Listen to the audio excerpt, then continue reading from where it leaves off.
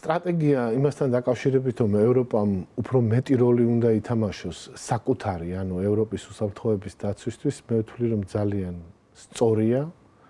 და იყო გარკვეული ტენდენციები ამ მიმართებით ტრამპის პირველი პრეზიდენტობის ხანაში, მაგრამ მეორეა, ვთქვათ, რა ფორმით და რა ტემპით აკეთებ ამას.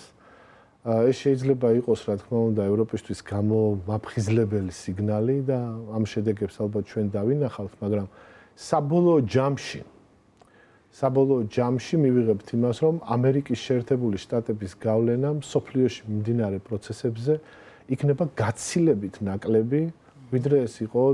ტრამპის მმართველობის წინ. ერთი რაც შეგვიძლია ვთქვათ, არის ის, რომ ეს მმართველობა მაქსიმუმ კიდევ 3 წელიწადს გასტანს და ამერიკას გაცილებით დიდი გამოწვევებისთვის გაუძლია, ვიდრე ვთქვათ, ეს იქნება